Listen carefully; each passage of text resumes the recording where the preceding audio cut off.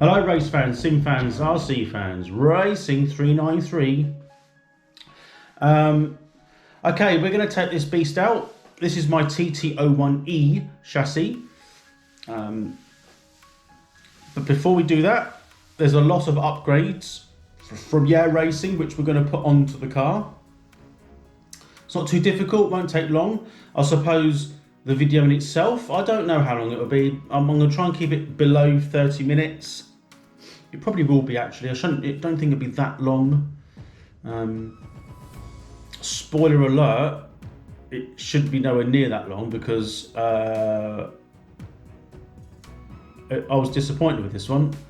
So you have to watch to the end to find out why. But this is my most hot, well, not the most, my only hopped up TT01 series chassis. It's the only one I got anyway. But I've put as much upgrades as I can on it. There's still more to do. I've still got other bits and pieces. For example, I can still change the speed gearing so it goes even quicker.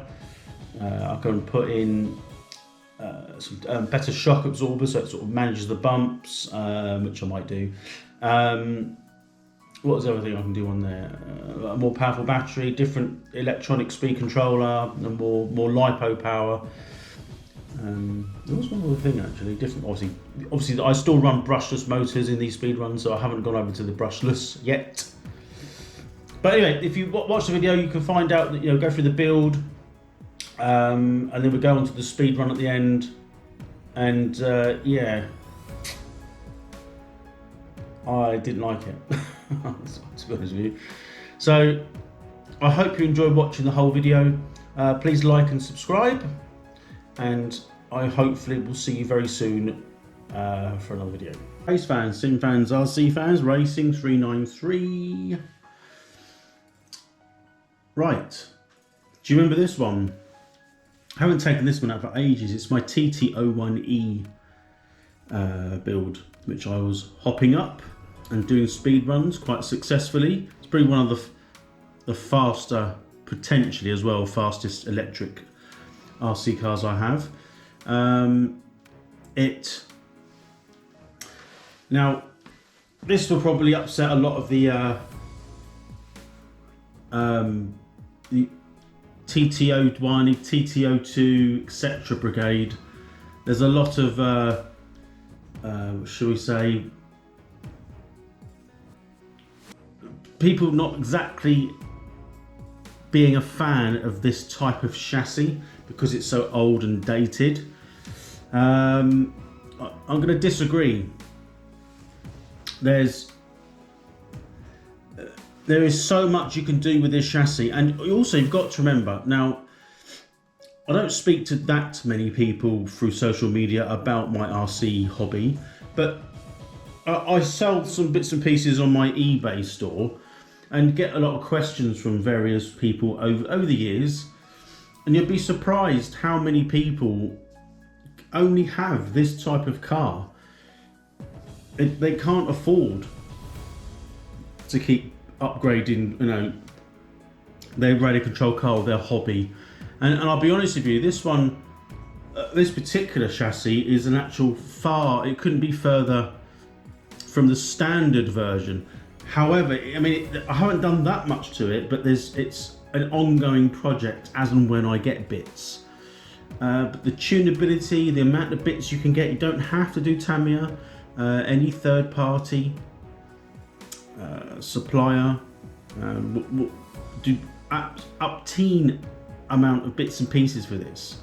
Like most of the Tamiya kits in this range, you've got the TT02, TT02B, etc, etc. And if you start going up the ranks a bit more with the more modern touring car, rally car type of rolling chassis, the price does go up as well. So this is still, and always will be, an entry-level kit.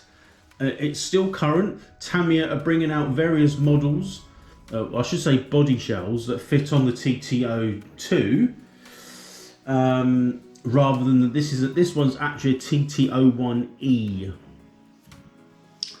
The main difference, from my understandings, is the bearings. The bearing layout within the gearbox is slightly different. The TT02 does have different output shafts on the center prop. The prop is a different length. The sort of drive configuration where the motor is different for weight distribution and amongst other things. But I've kept with the TT01e. It was my very first, one of my first sort of Tamiya kits to get back into the hobby, if I'm honest with you. Anyway, why are we here? Why am I talking about this retro car? Why am I talking about this chassis that nobody wants?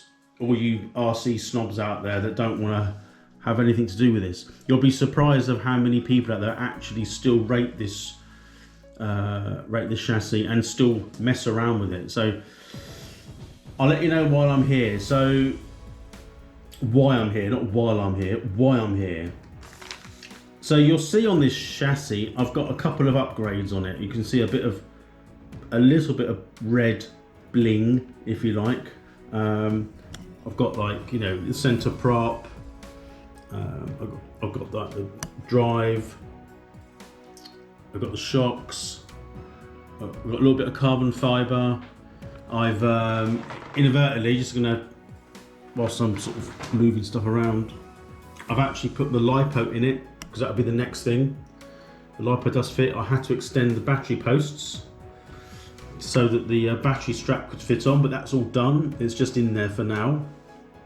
But the whole purpose for this video is the final, well, it's not the final, but it's a big upgrade. You might have seen a little bit of a snippet in the footage there when I moved the camera. But yeah, racing, we've got some upgrades. This is only going to be a selection of them for now. I'm not going to show you everything, but you can see that I've got the yeah racing. I think it comes under the speed upgrade. I think also it may be slightly heavier once you take the plastic off and put these on, possibly slightly heavier. But you can see got these ones here, the lower front wishbones. So that's them. I hope you can see that. The sun's absolutely baking through that at the moment. We've got, you know, the drive shafts. I believe I might even have those already on the kit. I can't quite see into the cups, but they was in the kit anyway, like a speed kit, if you like. And then we've got these ones at the front upper arm, so that's adjustable as well. So that will need to go on. What else have I got? Some aluminium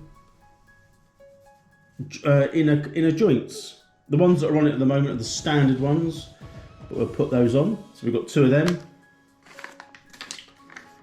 And here are the front hubs. I've got rears as well, but they look similar. That will replace all the plastics on this car, on the suspension side of it. What else have I got? I've got a titanium screw set, assortment of screws, the TT01e. So that'll be sort of replaced as and when I put the suspension on, etc. And I've also got, as I do throw it out the door, some high-speed ball bearings with some oil they've given with it. So I don't know whether that's going to make a difference. I did take the bearings out and sort of had a look at them. They do feel really good quality, but it does mean a bit of a complete dismantle of the gears. It's not difficult on this. It's not a difficult kit to upgrade. I've also got, which I haven't put on at the moment because it will need the body mounts to be in a different place. So I might wait until I get a different body. Some carbon fiber shock tower mounts. So front and rear. It's about 35 degrees here at the minute in the UK. Absolutely sweating. The reason I've got the door shut is because kids are in the garden. Not my kids, other people's kids. screaming and shouting like they do, so I had to shut that. But in the meantime, I'm sweating. So yeah, there's a lot to do to this, and I'm going to probably do it gradually over a couple of days. There's one other thing I was going to mention. I can't remember what it was now. I believe we've still got the gearing to try out. We've got a smaller spur gear. There's a speed set which came with 2 spur gears, and I've got the bigger of the 2, even though they're both smaller than the standard kit version. So I do need to try that out. But in the meantime, I'm going to break off and fit some of this red bling to the car, but I'm not going to film me doing it. I'll just come back when it's done, so it's more complete. I think what I'm going to do, because it's probably got a little bit more work, I'm going to start with the front. So that's going to be the upper, well, on the case, I mean, upper wishbone, lower wishbone, the hub,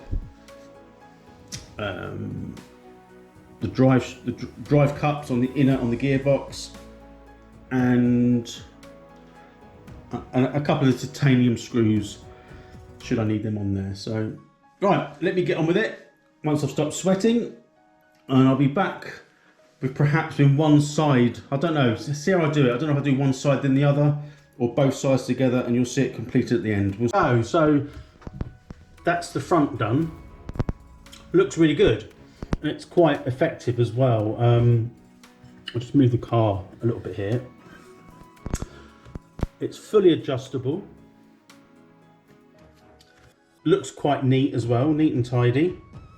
You can see, just to make out, I mean the shops were red anyway, weren't they? But let me just move the camera.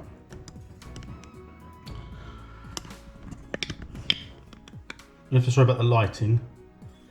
It was 35 degrees yesterday, it's now minus 35, so stupid English weather. So top wishbones, well, they're camber links, so they can be fully adjusted, very easy to adjust. On the inside there we've got the aluminium front hub, and I'll see if I can show you underneath. Let's see if that works. And there we go, that's underneath. So that's the, it's gonna be a bit of a funny angle, but I've got the camera at an odd angle, but that's the lower bottom wishbone.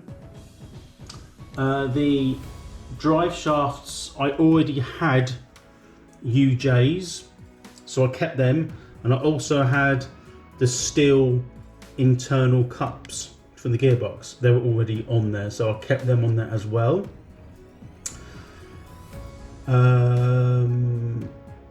I've adjusted the cambers and casters just to eyeball them up at the moment. They look okay, but I'll get my gauge out and do it properly once I've done the rear.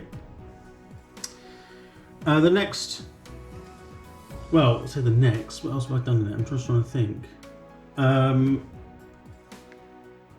Yeah, well, I'll raise those posts as well. I think I might have said that in the previous video, scene, if you like. I think I've already said that. But yeah, I've raised them for taking the LiPo. Yeah, so that's it. I'll put some slightly thicker diff oil in there. That's a one, just to remind everyone, you haven't watched the other videos, that's a one-way diff in the front. And you can't see it obviously, but it's in there. I just put some thicker diff oil, cleaned it all out. I haven't put on the high-speed bearings yet. I've just kept the ones that I've got anyway. So on the outer part of the hub, it's a sealed ball race bearing, and on the inner part of the hub is a standard ball race. But I've got the high-speed bearings which I will put on, but I'm just going to try some of the bits out first just to show you again. High-speed bearing kit with the oil, so that'll be another project to work on. What else? Nothing else I can actually go over at the moment. Incidentally, the whole purpose of doing this is to make it look nice. I'll show you underneath the car without everything flying around.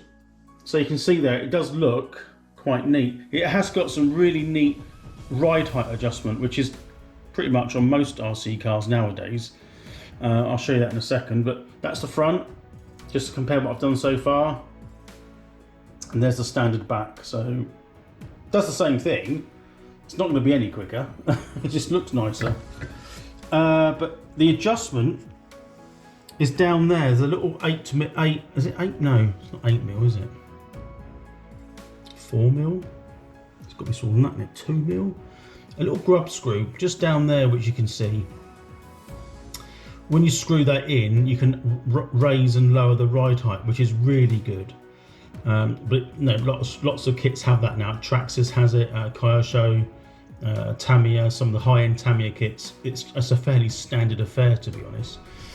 But I'm quite pleased with that. Going forward, I will put on the carbon fibre shock towers supports brace. The reason I haven't done that, and I think I mentioned this as well, they do go on, but they move the posts. The posts are in a different place. So I don't want the body shell full of holes. It's got enough as it is. So once I put those on, I will get another shell for it. That's the plan anyway. These sort of top hat fixing bolts here, they screw straight into the aluminium.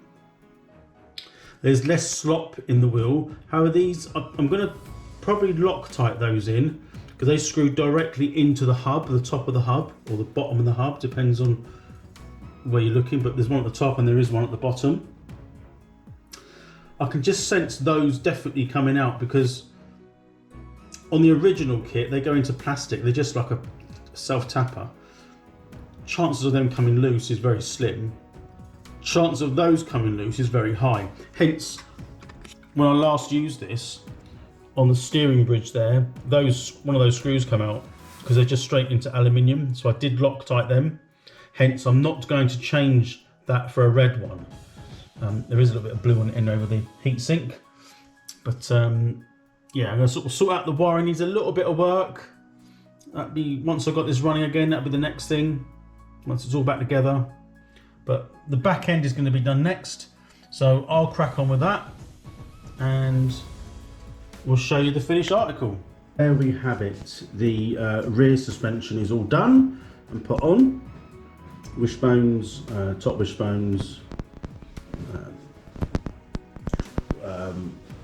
cups at the end, hubs, if you want, what we can call them. And we're done. So that's front and rear.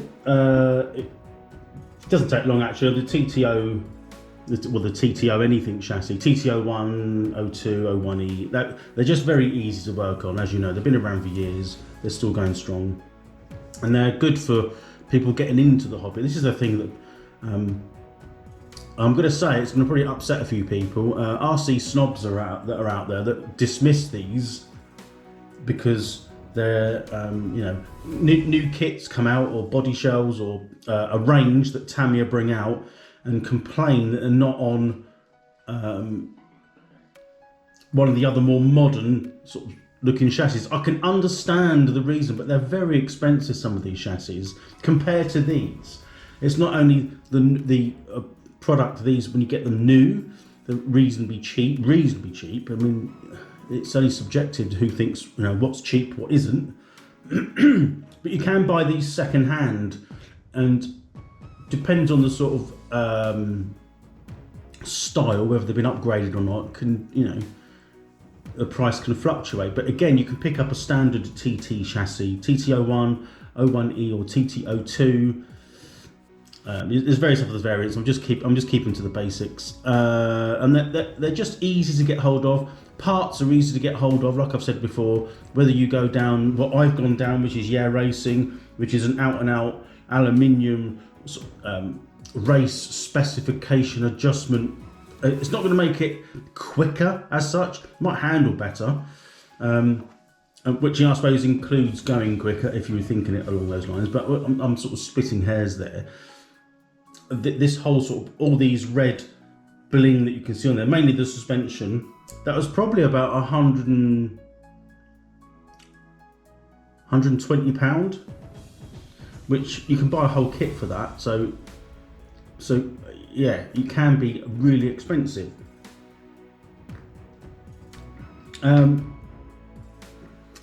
But I think these are really good for the people coming back into the hobby, or even those that sort of are into the hobby and they just want a cheap RC car. You don't have to go this extent. But anyway, we've done it. Now, I did make a bit of a cock up. I'm going to move the camera. Well, it's not a cock up now, but it was. So that's the rear of the car. I'll just go above it. You can see that the car itself has, shall we say, improved stability, straight line and cornering. When I put this on, I inadvertently put them on the other way round, so it was toe out on the rear. The reason I did it that way, I don't know if you can see down there, but that there is what I think is a very neat thing to go with the TT series chassis, and that there's a ride height adjustment. A lot of kits, Traxxas and perhaps more advanced Tamiya kits definitely have this as it's a fairly standard adjustment feature, but wow, it does make a difference. I won't say on performance yet because I haven't tried it, but certainly on setup you can adjust it. Now, the reason that's at the back of the wishbone, towards the back of the car, is fairly difficult to get to.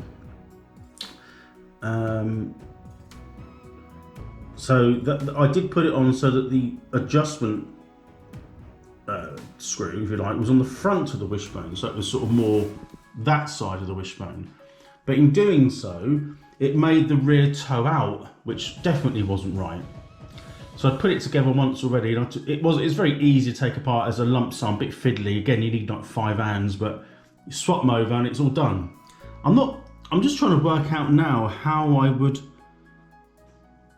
put these wishbones on so that grub screw, that adjustment screw, is at the front there, where it can be easily got to with a tool. And I'll be honest with you,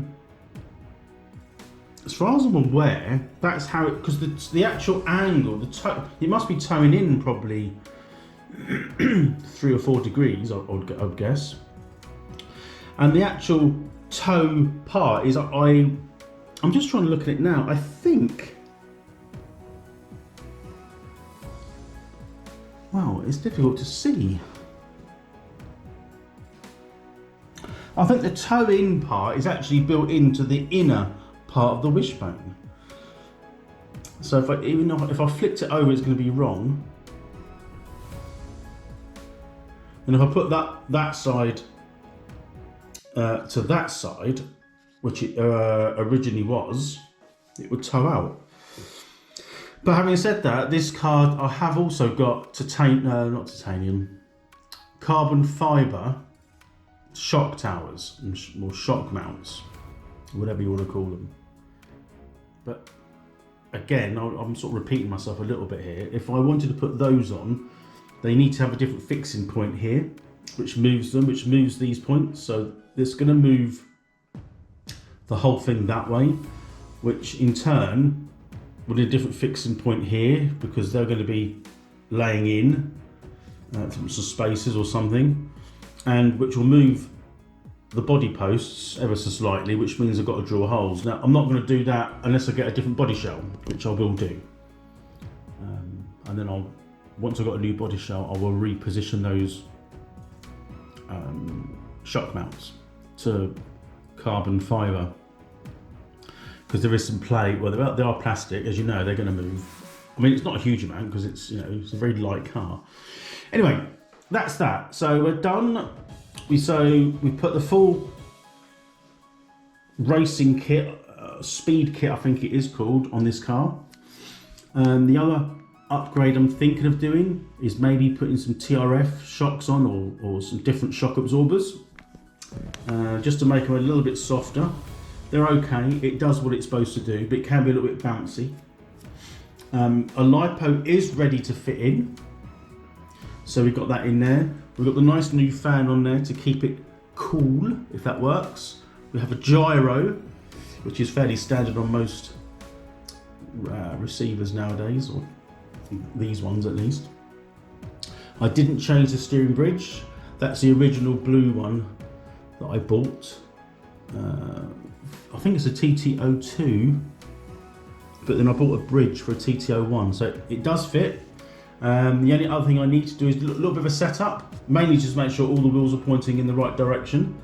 And I'm going to maybe, on these bits here, which hold the front hubs on, they've got exactly the same underneath.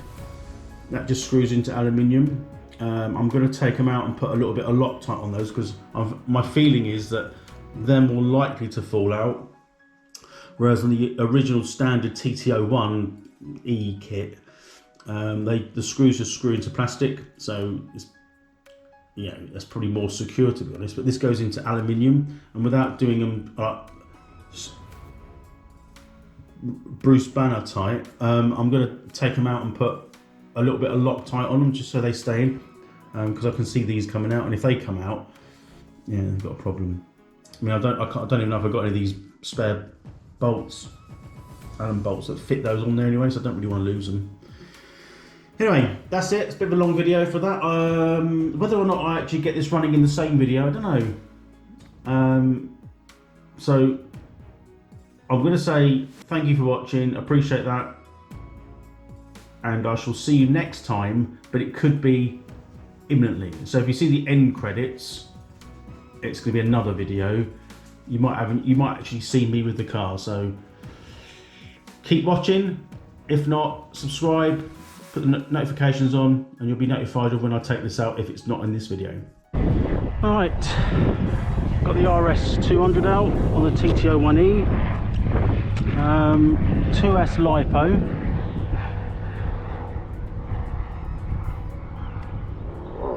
and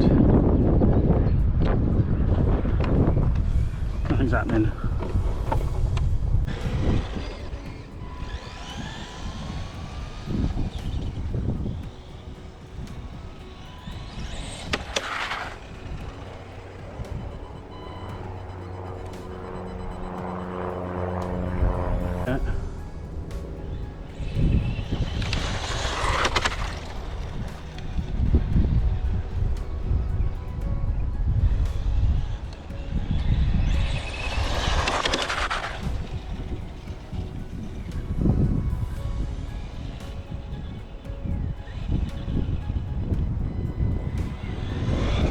So it's a bit unstable.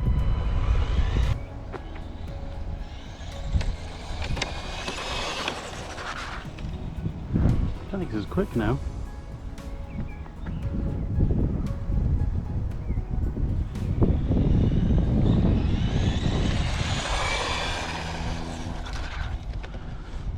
It's definitely not as quick.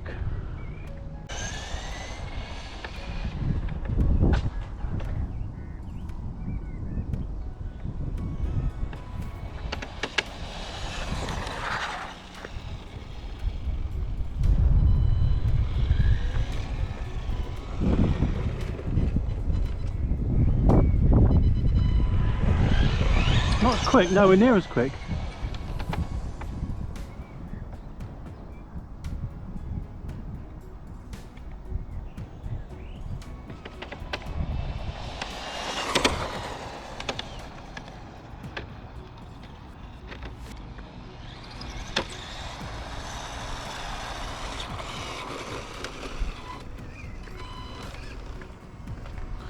That's only 38 miles an hour on the 2S.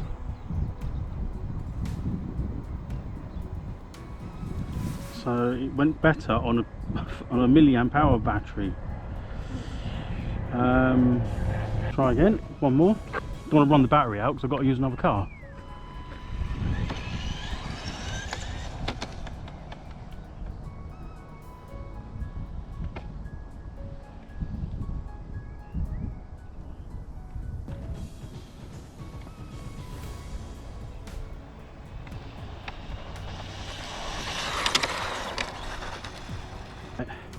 It runs straighter, but it ain't as quick.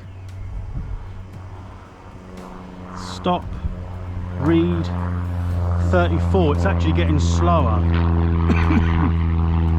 So it could be just getting too hot.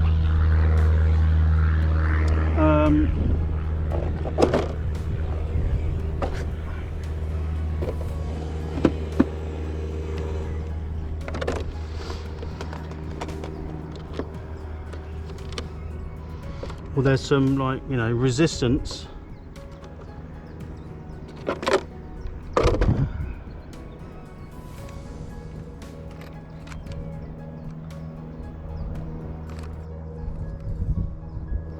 The plug is quite hot, so it probably wants a new plug on it.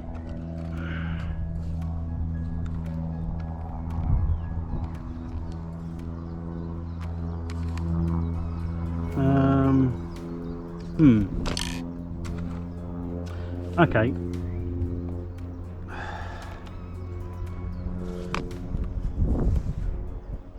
Let's unplug it.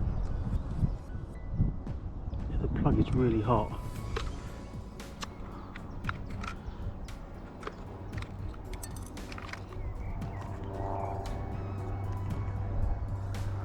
Yeah, the plug's hot, I reckon. It's got a bad connection. Okay, so that's us back now from the run. So this was the TT01e. And I've got to say, that was disappointing. There was a lot of things that weren't quite right there. I'll just quickly go over them, just sort of end the video. First off, the whole purpose of going out with a 2S LiPo was to increase the top speed. Now, I did have on a previous run, a little while ago now, having said that, but it was a NiMH battery, NiMH, and that was a 5,000 milliamp hour. And I do believe that pushed out a speed of somewhere around, I want to say 42 or 43. Yeah, it was definitely in the 40s, definitely. And it was pretty much this car. The only thing that was different on it was the battery. It's got the same gearing, same end motor. It's got the different speed upgrade, which is complete opposite of what it did do. But you know, all the suspension upgrades that are on the car, as you can see there. So it had all that on it. And yeah, last time was 42 or 3. This time I'm forgetting how much it was now, how fast it went. But that's disappointing. That's a few mile an hour. I mean, it might weigh a little bit more, I suppose. Maybe that aluminium does weigh more than the plastic, so it's a bit heavier. I don't think it'd be that different, but there's a couple of other things that were an issue. So the first one being, I'm gonna move it over. You can't really see it. I did mention it in my other videos, but there's a burnt bit here on the plug. I have to change it. I didn't think to change it. There could be a lot of resistance there, because the actual plug on this and the battery were sort of warm. I'm not sure they should be that warm, so I've got to change that plug. And also these connections here, which I'll have a look at, are not the best bullet connectors. Again, it's resistance. Anything that goes through that causes a bit of a resistance, which can create heat as well, and you don't get the full sort of power going through. This also was a bad connection, because when I plugged it all in, it didn't work straight away. So yeah, it's probably something to do with this, more so. And the other final thing is, there's nothing really wrong, it's always done it. I've got a one-way clutch in the front, and of course, when you brake, it's only braking on the rear wheels, not all four wheels now. So every time you brake, it spins out.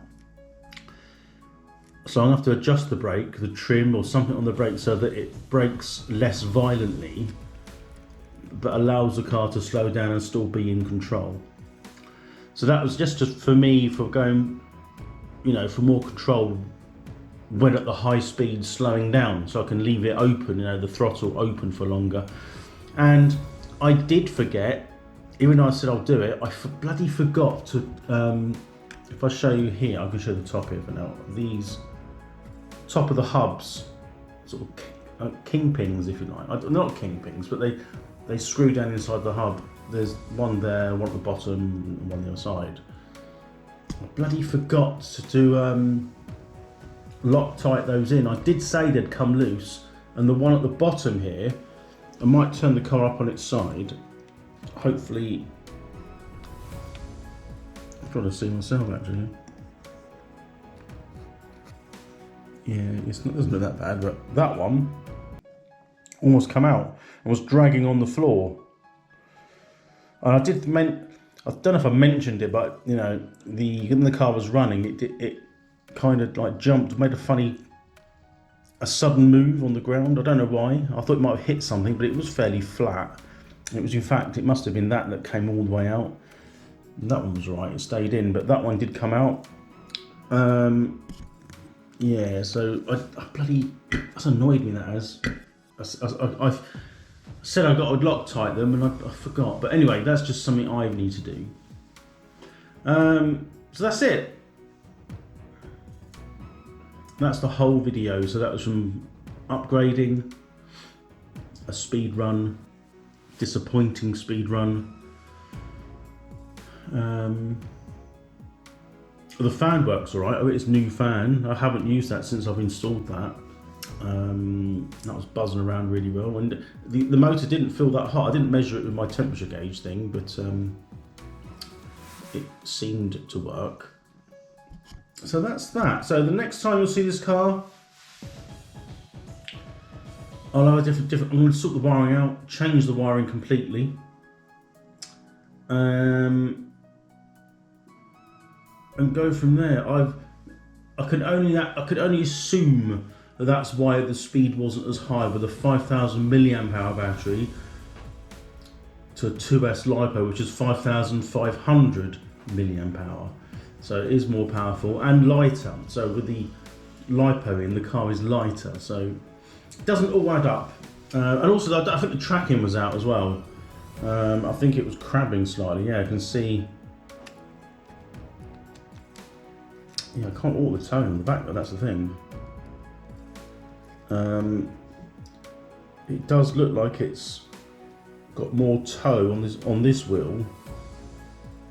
And that one might be just my eyes.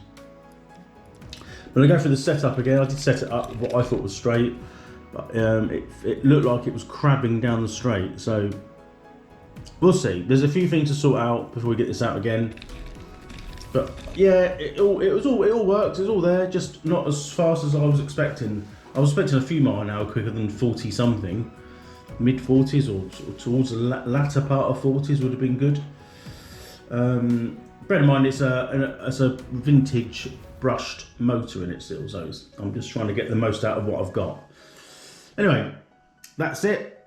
I would thank you for watching, and I shall see you next time. Bye for now.